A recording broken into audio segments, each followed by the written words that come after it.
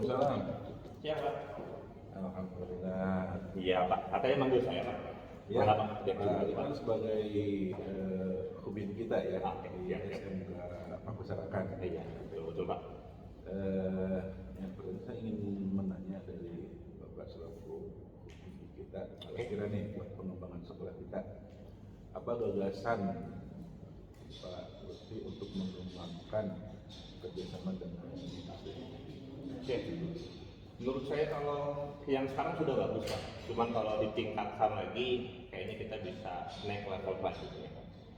Jadi kalau yang berjalan sementara ini kita sudah mengembangkan kurikulum, kita sudah menyalurkan anak-anak kita buat magang, kita juga sudah mengirim guru-guru kita buat dilatih di luar, dan bahkan banyak juga anak kami yang sudah dilakukan untuk rekrutmen tenaga kerja.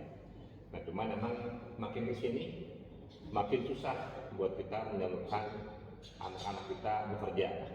Mungkin karena keadaan, mungkin karena pandangan orang tua juga yang cukup berbeda sekarang.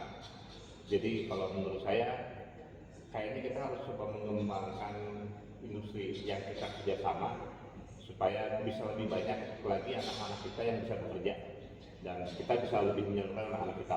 Kayaknya seperti itu, Pak. Nah, kira-kira nih untuk pengembangan sekolah kita, kurikulum yang baru lah, Ya, kira-kira itu ya. Nah, apa kira-kira yang harus disiapkan untuk tadi yang dari keinginan Pak Lutfi sebagai hubin? Kalau kita berbicara tentang masalah output, berarti lebih baik sih kita nanya ke pengguna kita. Karena output kita bagaimana kita menyalurkan kerja, lebih baiknya kita undang semua kepala perusahaan untuk ya betul diajak ngobrol apa kriteria yang dibutuhkan untuk bagaimana biar mereka bisa bekerja di perusahaan itu. Dan dari situ akhirnya bisa muncul mungkin tentang kognitifnya, nilainya. Kalau kita ada pengesahan praktek, apa yang praktek harus dilakukan. Bahkan kita pun bisa meminta kriteria fisik, usia, bahkan kita bisa mencari kira-kira dalam 1 tahun ini setiap tahunnya berapa peluang dari anak-anak kita yang bisa masuk ke perusahaan yang bersangkutan. Perusahaan yang diundang. Yang diundang, betul. Jadi mungkin awal kita ajak ngobrol 5-10 perusahaan supaya kita bisa terbayang apa sih yang kita butuhkan buat kita nyamperin anak-anak kita. Nah, kira-kira untuk mewujudkan cita-cita tersebut, kita memastikan untuk supaya berjalan, kira-kira dari segi apa gitu untuk supaya berjalan program terus? Kalau berbicara tentang dari segi apa, tetap harus sama dulu persepsinya. Karena sekarang tiap guru juga banyak guru baru, Pak, yang di sekolah ini nggak semua paham sebenarnya apa yang diinginkan sekolah ini. Jadi lebih baik kita undang dulu guru-guru kita buat kita arahkan bahwa kita punya PR yang sama, bagaimana bisa mengarahkan anak-anak kita buat bekerja ke depannya. Dan dari situ kita undang industri-industri yang dekat, yang bisa dengan leluasa menyampaikan apa kurangnya kita sehingga kita bisa memperbaiki. Dan akhirnya kalau berbicara tentang kebutuhan sambil didata, makin banyak perusahaan yang kita undang, berarti makin banyak juga peluang buat anak-anak kita bisa lebih pasti kerja.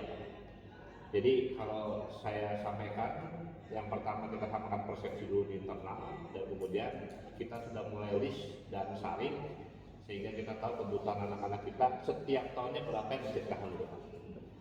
Kebetulan nih di sekolah kita kan kebetulan mendapatkan sekolah program pusat hubungan. Ya betul, alhamdulillah. Biasanya ini nyambung dengan Ya, program Bapak selaku hubin gitu kan.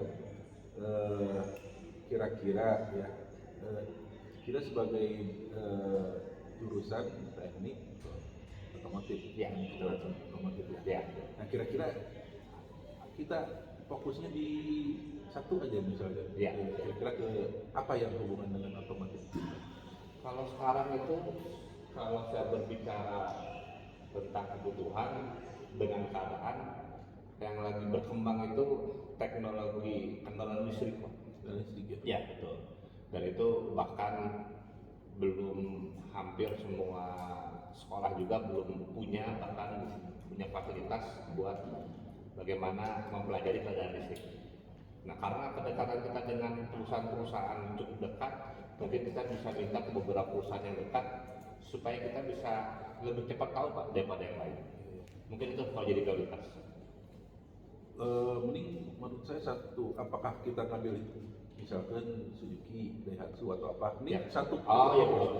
Nah kalau bicara tentang masalah merek, jujur yang terbuka buat kita kerjasama itu dengan Toyota Pak. Toyota. Toyota, Bagus, ya. iya betul Toyota.